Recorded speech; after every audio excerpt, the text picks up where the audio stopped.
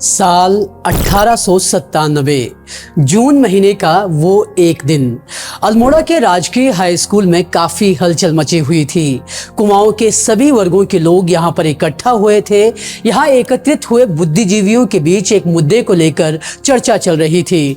चर्चा का विषय था कि कैसे ब्रिटेन की महारानी विक्टोरिया तक अपनी बात पहुंचाई जाए। बात पृथक प्रांत बनाए जाने की। तय किया गया कि महारानी विक्टोरिया को भारत में उनकी गोल्डन जुबली पर एक बधाई पत्र लिखा जाएगा और बधाई के बहाने अपनी मांग भी रख दी जाएगी। बधाई पत्र लिखा गया और क्वीन विक्टोरिया के सामने कई कारण गिनाए गए कि आखिर क्यों उन्हें कुमाऊं को अलग प्रांत घोषित कर देना चाहिए। याद दिलाया गया कि कुमाऊं के लोगों को अंग्रेजों ने जीता नहीं था, बल्कि 1815 में खुद पहाड़ियों ने अपनी मर्जी से ब्रिटिश साम्राज्य के संरक्षण को चुना था। महारानी विक्टोरिया ने ज्ञापन स्वीकार तो किया, लेकिन अलग प्रांत की मांग पर कोई फैसला नहीं लिया गया। 1897 में पहली बार उठाई गई अलग पर्वतीय राज्य की मांग को पूरा होने में पूरे 100 साल लग गए। जहां देश स्वाधीनता की लड़ाई लड़ रहा था, तो वहीं उत्तराखंड दो लड़ाइयों में बंधा हुआ था। उत्तराखंड में एक लड़ाई स्वाधीनता संग्राम की लड़ी जा रही थी, तो दूसरी अलग राज्य की लड़ाई थी।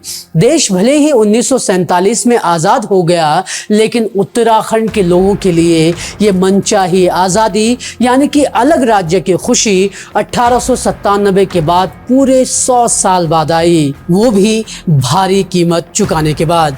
घुघुती की इस स्पेशल रिपोर्ट में हम आपको बता रहे हैं उत्तराखंड आंदोलन का पूरा और विस्तृत इतिहास। जानेंगे उन प्रस्तावों के बारे में जो अगर मान लिए जाते तो शायद आज पूरा उत्तराखंड एक अलग एंटिटी होता। जानेंगे कि कैसे हिमाचल और उत्तराखंड को एक राज्य बनाने का भी प्रस्ताव लाया गया। इसके साथ ही लेंगे उन सवालों का जवाब जिनमें अक्सर पूछा जाता है कि जब हिमाचल प्रदेश को अलग राज्य का दर्जा मिल गया तो हमें क्यों नहीं। कैसे खुद पहाड़ से आने वाले गोविंद बल्लभ भाई पंत अलग उत्तराखंड राज्य बनाने की राह में सबसे बड़े रोड़े साबित हुए। आप जानेंगे कि कैसे पहाड़ियों को और उनकी मांगों को आजादी के बाद भी नजरअंदाज किया जाता रहा, और जानेंगे कि कैसे ओबीसी आरक्षण के एक फैसले से शांत पहाड़ दहक उठा और फिर अलग राज्य लेकर ही माना। आज 23 साल के हो चुके उत्तराखंड को पाने के लिए 100 साल का लंबा संघर्ष करना पड़ा। आज उसी संघर्ष की कहानी टुकड़ों में नहीं, विस्तार से जानिए इस रिपोर्ट में।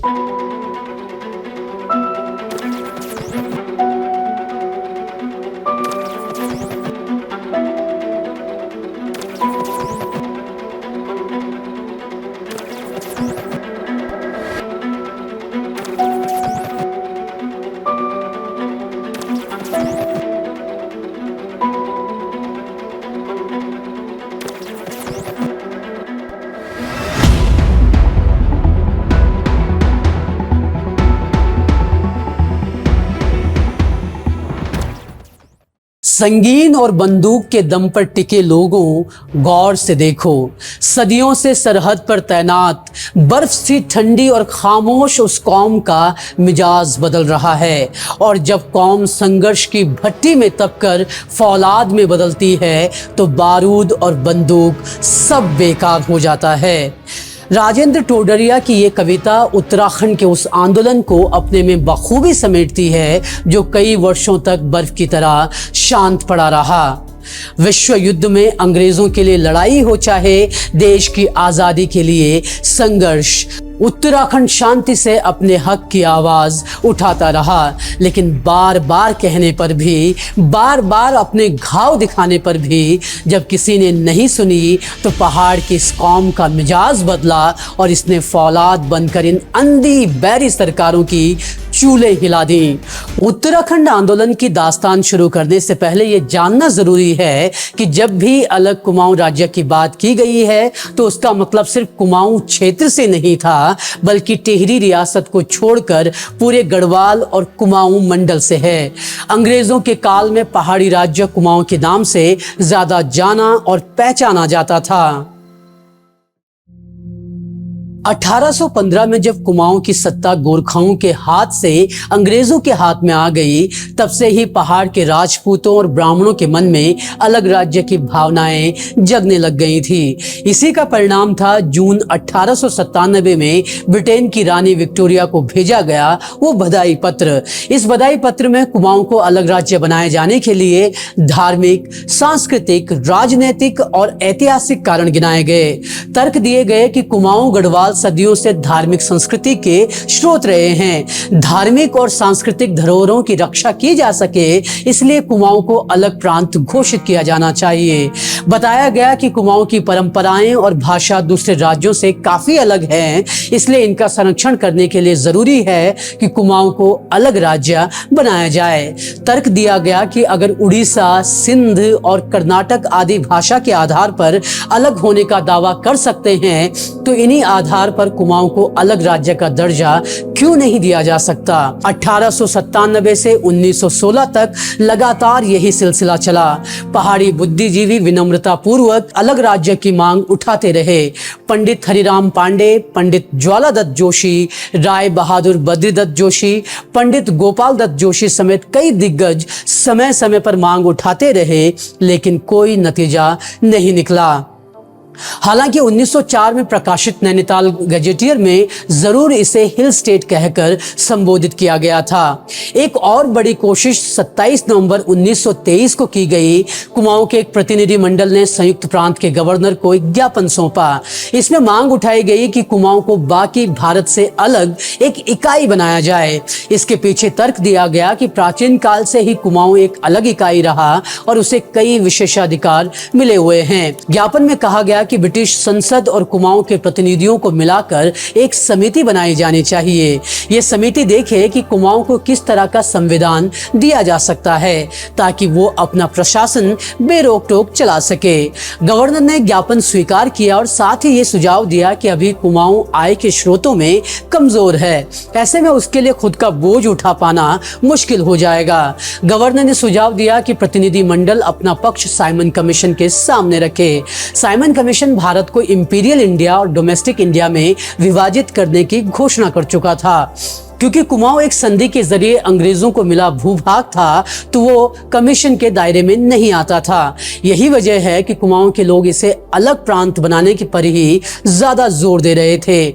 गवर्नर के दृष्टिकोण को समझाते हुए पंडित गंगादत्त पांडे ने लिखा, अगर हमारा वश चलता तो हम खुद को इंपीरियल इंडिया के तहत रखते, क्योंकि हम किसी भी दूसरी भारतीय रियासत की तरह संधि भूभाग हैं। लेकिन अगर हमें डोमेस्टिक इंडिया के अंग के रूप में एक अलग प्रांत का दर्जा दिया भी जाता है, तो भी हम बुरा नहीं मानेंगे। गंगादत्त पांडे के इस कथन से आप समझ सकते हैं कि पहाड़ियों की आकांक्षा कुछ बड़ा हासिल कर सत्ता पर कब्जा करना नहीं, बल्कि खुद के पहचान के संकट को खत्म करना था। पहचान के संकट को मिटाने की ये कोशिशें जारी रही। 1928, 1929 में फिर प्रयास किए गए। 1931 में कुमाऊं कमिश्नर ने गढ़वाल क्षेत्र के लोगों की बुरी स्थिति के बारे में संयुक्त प्रांत सरकार को रिपोर्ट पेश की। इसी साल पहली बार जवाहरलाल नेहरू ने भी पृथक राज्यों को लेकर अपनी बात रखी। उन्होंने अखिल भारतीय कांग्रेस के कराची सम्मेलन में अपना पक्ष रखा। नेहरू ने कहा कि भाषा, सामाजिक परंपरा और भौगोलिक स्थिति के आधार पर अलग राज्य बनाए जाने चाहिए। नेहरू जी की ये सारी शर्तें पहाड़ी राज्य बनाने के लिए मुफीद थी।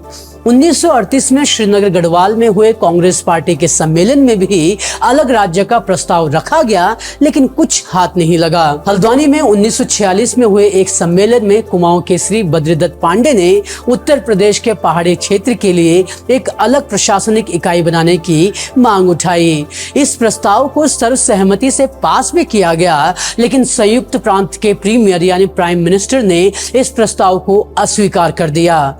जून 1946 में पूर्वांचल परिषद के सचिव हीरा बल्लभ पांडे ने पृथक राज्य के लिए उत्तर प्रदेश सरकार को पत्र लिखा और फिर एक साल बाद 1947 में अलग पहाड़ी राज्य बनाने के मुद्दे को संसद में भी उठाया गया। पंडित हरगोविंद पंत ने संसद में मजबूती से अपनी बात रखी, लेकिन यहाँ भी गोविंद बल्लभ भाई पंत का विरोध भारी पड़ा। इस प्रस्ताव को पंत की नाराजगी के डर से अस्वीकार कर दिया गया। इसी साल हरगोविंद पंत ने संविधान संविधान सभा के सामने पृथक राज्य को लेकर अपनी बात रखी। उन्होंने कहा, जिसका सांस्कृतिक और राजनीतिक अतीत बहुत उज्जवल था, आज वो आर्थिक पिछड़ेपन की वजह से खत्म होता जा रहा है। उन्होंने कहा, कुमाऊं का अस्तित्व खतरे में है। हम आपको उत्तराखंड का नाम उत्तरांचल पड़ने के पीछे की पूरी कहानी भी बताएंगे, लेकिन पहले उत्तराखंड आंदोलन के दूसरे चरण की बात कर लेते हैं। 15 अगस्त 1947 को देश आजाद हुआ तो अलग राज्य पाने की उम्मीदें भी बढ़ने लगी। 18 नवंबर 1947 को पूर्वांचल परिषद की बैठक में पृथक राज्य की सीमाएं तय करने पर विचार किया गया। इस दौरान संविधान सभा के अध्यक्ष को एक प्रस्ताव इनकी तरफ से भेजा गया। इस प्रस्ताव में कुमाऊं गढ़वाल के अलावा इसके बाहर पड़ने वाले बहेड़ी, ठाकुर द्वारा, बिजनौर, जौनसार, भाबर और हरिद्वार को भी इसमें जोड़ने का प्रस्ताव रखा गया। इस दौरान कुमाऊं और उत्तराखंड शब्द काफी चर्चा में आ चुके थे। नए पृथक राज्य का नाम कुमाऊं हो या उत्तराखंड, इस पर भी चर्चाएं होने लगी थी। हालांकि प्रयासों की दिशा साफ थी कि उत्तर प्रदेश का पहाड़ी भाग एक अलग राज्य बने। 1948 में इस संबंध में गंगादत्त पांडे ने पंडित हीरा वल्लभ पांडे को लिखे पत्र में इसकी चर्चा की। उन्होंने लिखा, चाहे इसे उत्तराखंड कहो या कुमाऊं, कोई फर्क नहीं पड़ता। मैंने कुमाऊं शब्द का प्रयोग किया है क्योंकि यह उत्तराखंड से ज्यादा समझा जाता है। उत्तराखंड का विचार धुंधला है। 1950 में दिल्ली में बनी पर्वतीय जन विकास समिति ने एक नया प्रस्ताव पेश किया। इस समिति ने हिमाचल के कांगड़ा से लेकर अल्मोड़ा तक एक बृहद हिमालयी राज्य बनाने का प्रस्ताव उत्तर प्रदेश सरकार को भेजा, लेकिन इसे भी यूपी के तत्कालीन मुख्यमंत्री गोविंद बल्लभ पंत ने अस्वीकार कर दिया। 1952 में एक बार फिर हलचल बढ़ी। भारतीय कम्युनिस्ट पार्टी के महासचिव कॉमरेड पीसी जोशी ने भारत सरकार को अलग राज्य के लिए ज्ञापन दिया। राज्यों के गठन के लिए बने राज्य पुनर्गठन आयोग के सामने अलग पर्वतीय राज्य के गठन का प्रस्ताव लाया गया था, लेकिन यहाँ भी गोविंद बल्लभ पंत के दबाव में इस प्रस्ताव को नकार दिया गया। सिर्फ नकारा नहीं गया, बल्कि अलग पहाड़ी राज्य के समर्थक आयोग की सदस्य एम पाणिकर को भी पद से हटा दिया गया। अब गोविंद बल्लभ पंत का अलग पर्वतीय राज्य न देने के पीछे क्या तर्क था, वो भी हम आपको बताएंगे, लेकिन पहले जान लीजिए कि 1954 में फिर पर्वतीय राज्य बनाने का प्रस्ताव सौंपा गया। इसी साल बद्रीदत्त पांडे ने जवाहरलाल नेहरू पर दबाव डालकर अलग राज्य की बात मनवाने की कोशिश की। चौधरी चरण सिंह ने भी पांडे की हिमायत की, लेकिन गोविंद बल्लभ पंत के सामने किसी की एक ना चली। दरअसल गोविंद बल्लभ पंत का मानना था कि पहाड़ियों का उत्तर प्रदेश में ही रहना उनके लिए हितकर है। उनका कहना था कि नौकरियों की दृष्टि से ये पहाड़ी लोगों के लिए बेहतर होगा। खुद एक पहाड़ी गोविंद बल्लभ पंत को पहाड़ से नफरत नहीं थी, बस वो उत्तर प्रदेश को नहीं बांटना चाहते थे। इसके पीछे एक वजह यह भी बताई जाती है कि कांग्रेस पार्टी अपने वोट बैंक को ध्यान में रखकर वो उत्तर प्रदेश को बांटना नहीं चाहती थी। उत्तराखंड राज्य का विरोध करने वाले ये वही गोविंद बल्लभ भाई पंत थे जिन्होंने राज्य पुनर्गठन आयोग से अलग हिमाचल राज्य का प्रस्ताव खारिज होने के बाद भी अपने विशेषाधिकार का इस्तेमाल किया और हिमाचल को अलग राज्य बनाया। खैर, जब कुछ बनता ना दिखा तो 1955 में दिल्ली पर्वतीय जन विकास समिति ने एक और प्रस्ताव रखा।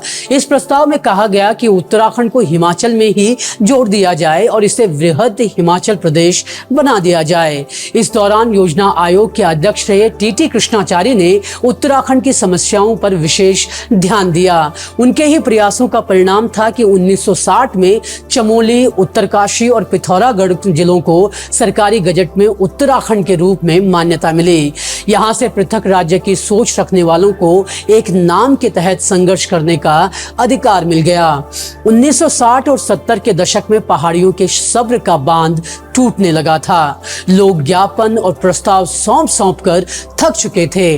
अलग अलग संस्थाओं के जरिए अब पैदल यात्रा और गिरफ्तारियां देने का सिलसिला शुरू हो चुका था। हालांकि अभी इस चिंगारी को आग बनने में वक्त लगने वाला था। 24-25 जुलाई 1989 उत्तराखंड आंदोलन के इतिहास में अहम तारीख है। मसूरी में पर्वतीय जन विकास सम्मेलन का आयोजन किया गया था। इस आयोजन में उत्तराखंड के कई दिग्गज इकट्ठा हुए। इस दिन उत्तराखंड के पहले क्षेत्रीय दल उत्तराखंड क्रांति दल की स्थापना की गई। ये पहला राजनीतिक दल था जो उत्तराखंड राज्य निर्माण के लिए समर्पित रहा। डॉक्टर डी पंत को इसका पहला अध्यक्ष चुना गया। 1980 में अलग पर्वतीय राज्य बनने की उम्मीद तब पूरी होती दिखी जब उक्रांद नेताओं ने संजय गांधी के सामने अलग पहाड़ी राज्य का मुद्दा रखा। इस दौरान संजय गांधी ने कहा कि अगर कांग्रेस चुनाव जीत जाती है तो वो उत्तर प्रदेश के पहाड़ी हिस्से को अलग राज्य का दर्जा दे देंगे। हालांकि उनका ये वादा पूरा हो पाता उससे पहले संजय गांधी का आकस्मिक निधन हो गया। इसके बाद उक्रांद ने लगातार केंद्र के सामने अपनी मांगे रखना शुरू कर दिया। इंदिरा गांधी, राजीव गांधी समेत राष्ट्रपति को समय समय पर ज्ञापन सौंपे गए। उक्रांद ने रैलियों का आयोजन किया, लोगों के बीच अलग राज्य की मांग के लिए जोश भरना शुरू कर दिया। धरना प्रदर्शन का दौर शुरू हो चुका था, लेकिन केंद्र सरकार थी कि कुछ भी सुनने को तैयार नहीं थी। 1985 का ही एक दौर था जब अटल बिहारी वाजपेयी ने अलग उत्तराखंड राज्य की मांग को अस्वीकार कर दिया। हालांकि बाद में बीजेपी अलग राज्य की सपोर्टर बन गई थी। 1987 में बीजेपी ने लाल कृष्ण आडवाणी की अध्यक्षता में फैसला लिया कि भाजपा छोटे राज्यों की समर्थक है और यह उत्तरांचल व वनांचल के गठन के लिए प्रयासरत रहेगी। अब उक्रांद के साथ बीजेपी ने भी आवाज उठानी शुरू कर दी थी। इन पार्टियों के साथ ही अलग अलग संस्थाएं भी अब धरना प्रदर्शन, चक्का जाम जैसे तरीके अपनाकर अपनी बात सरकार तक पहुंचाने में जुट गई थी। 1988 में बीजेपी ने अपने विजयवाड़ा अधिवेशन में पर्वतीय राज्य के लिए उत्तराखंड के बदले उत्तरांचल का नाम अपना लिया।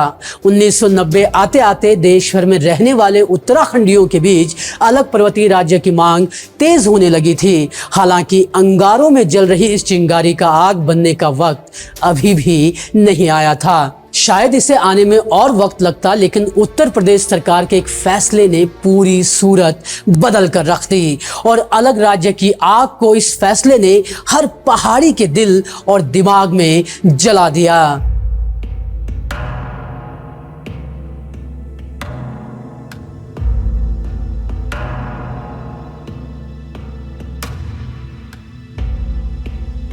1897 से अलग पर्वतीय राज्य की मांग को धार देने के लिए आंदोलन होते रहे, लेकिन इसे धार देने वाला दशक रहा 90 का दशक। 1990 के बाद इस आंदोलन में जो तीव्रता आई उसने इसे निर्णायक मोड़ पर पहुंचा दिया।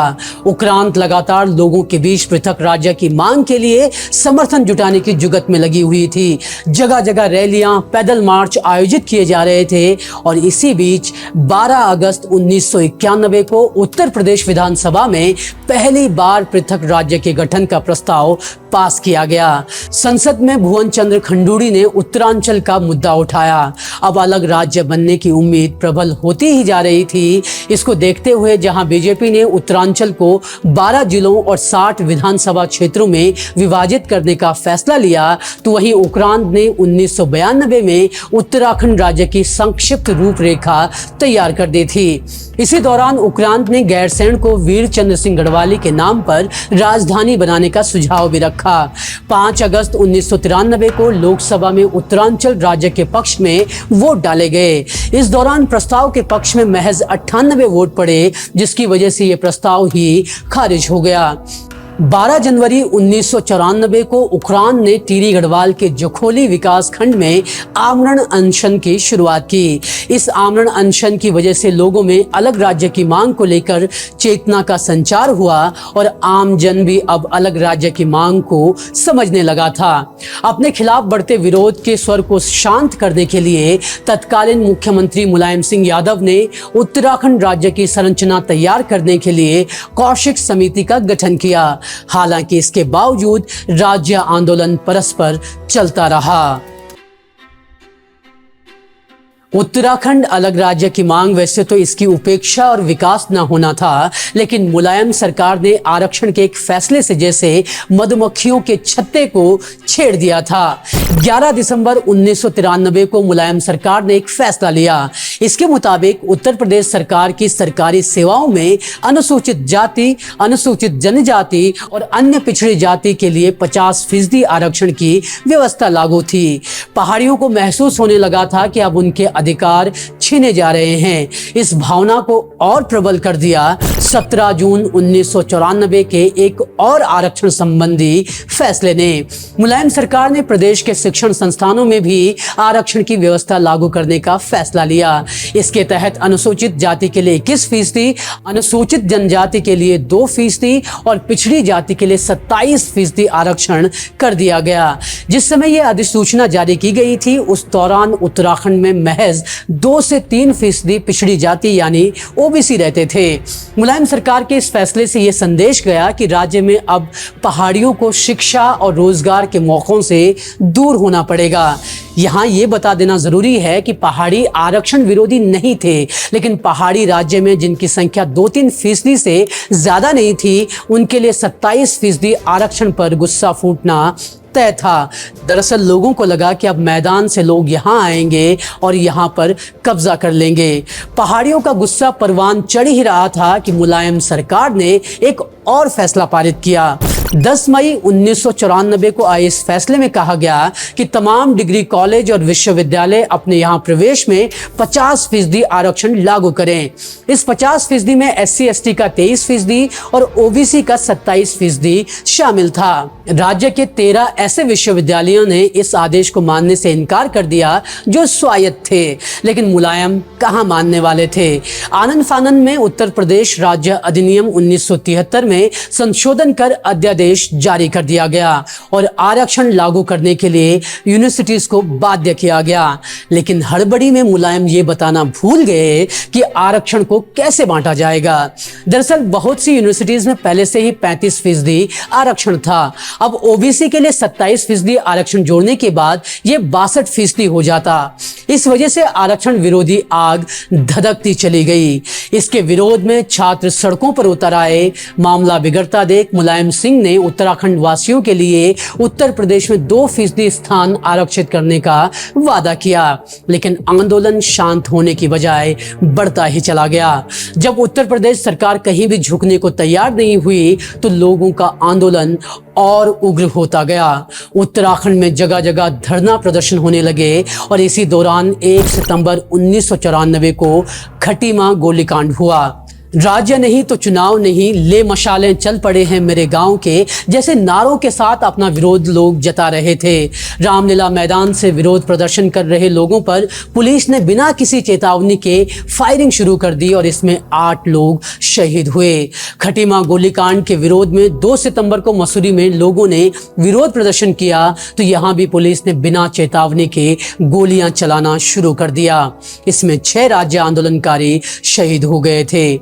15 सितंबर को मसूरी के बाटा घाट में फिर पुलिस ने बर्बरता दिखाई। शहीदों को श्रद्धांजलि देने जा रहे आंदोलनकारियों पर पुलिस ने बर्बरता की इंतहा ही कर दी। पुलिस ने आंदोलनकारियों को खाई में धकेल दिया। अनेक लोगों की कुर्बानियों के बाद उत्तराखंड जल उठा। अब आरक्षण की लड़ाई अलग राज्य पर आ गई थी और उत्तराखंडी अलग राज्य से कुछ भी कम पर मानने को तैयार नहीं थे। एक तरफ आंदोलन चल रहे थे, तो दूसरी तरफ इंद्रमणि बडोनी आमरण अनशन जैसे हथियार उठाकर अपनी बात रख रहे थे। अब उत्तराखंड आंदोलन का मुद्दा हर तरफ गूंज रहा था। विधानसभा से लेकर लोकसभा तक इस मुद्दे की गूंज सुनाई दे रही थी। और फिर आया 2 अक्टूबर 1994 का वो मनहूस दिन। 2 अक्टूबर की रात को मुजफ्फरनगर में पुलिस वालों ने निहत्थे आंदोलनकारियों पर कहर बरपा। इस दौरान पुलिस ने कई आंदोलनकारियों को गोलियों से भून दिया, तो वहीं कई महिला आंदोलनकारियों की अस्मत भी लूटी गई। 2 अक्टूबर की घटना के बाद उत्तराखंड अलग राज्य का आंदोलन शांत सा पड़ गया था। पहाड़ अपनी बेटियों के दामन पर लगे दाग से उभर नहीं पा रहा था। इस दौरान कवियों और गायकों ने अपने गीतों से लोगों के बीच जोश भरने की कोशिश की। गिरधा नरेंद्र सिंह नेगी लगातार गीत गाते रहे और लोगों में जोश भरने की कोशिश करते रहे। इससे एक बार फिर आंदोलन उठने तो लगा था, लेकिन इसमें और गुस्सा भरा श्रीयंत्र टापू कांड ने। 10 नवंबर 1995 को श्रीनगर के श्रीयंत्र टापू पर पुलिस कार्यवाही के दौरान 2 आंदोलनकारियों की शहादत हुई। इससे मूर्छित पड़ चुका आंदोलन एक बार फिर जी उठा और फिर अलग राज्य लेकर ही माना। पहाड़ियों की शहादत और अनवरत चले आंदोलन ने आखिरकार अलग पर्वतीय राज्य के सपने को साकार करने का रास्ता तैयार कर लिया था। 15 अगस्त 1996 और 15 अगस्त 1997 में लाल किले की प्राचीर से तत्काल प्रधानमंत्रियों ने उत्तराखंड को अलग राज्य बनाने की बात कही। 1998 में भाजपा गठबंधन सरकार ने उत्तर प्रदेश पुनर्गठन विधेयक के तहत अलग राज्य निर्माण की कवायद शुरू की।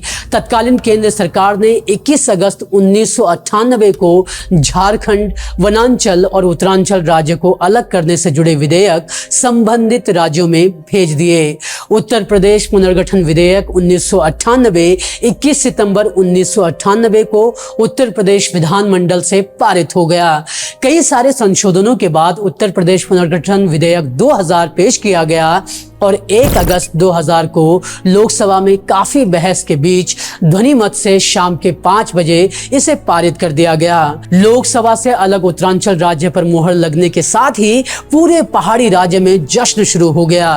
रात को ही सुदूर नीति माणा से लेकर जोहार दारमा की घाटियों तक जश्न शुरू हो गया। लोग ढोल नगाड़ों की थाप पर झूम उठे। खुशियों का इजहार करने के लिए लोग सड़कों पर उतर आए। 2 अगस्त की सुबह की पहली लौ पड़ते ही पूरे उत्तराखंड में होली और दिवाली जैसा जश्न दिखा। और ऐसा जश्न होता भी क्यों ना। करीब 100 साल के प्रयास, कई शहादतों और पहाड़ियों के अथक प्रयासों का आज सफल नतीजा जो निकला था।